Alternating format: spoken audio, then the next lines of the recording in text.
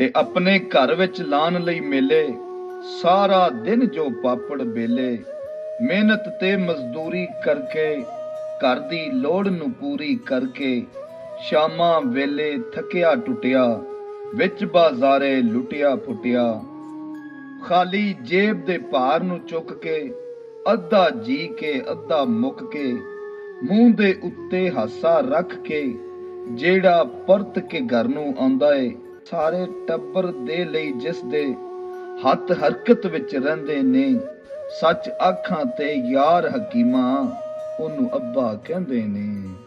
ਕਿ ਪਾਲੀ ਕੋਠੀ ਮਾਰ ਕੇ ਠੱਗੀ, ਉੱਤੇ ਲਿਖਿਆ ਹਾਜ਼ਾ ਮਿਨ ਫਜ਼ਲੇ ਰੱਬੀ। ਨੰਗਾ ਪਿੰਡਾ ਕੱਜ ਨਹੀਂ ਹੁੰਦਾ, ਖੋ ਕੇ ਖਾਦਾ ਰੱਜ ਨਹੀਂ ਹੁੰਦਾ। ਠੱਗੀ ਲਾ ਕੇ ਮੱਕੇ ਜਾਈਏ, ਪੈਂਡਾ ਹੀ ਹੁੰਦਾ ਹੱਜ ਨਹੀਂ ਹੁੰਦਾ।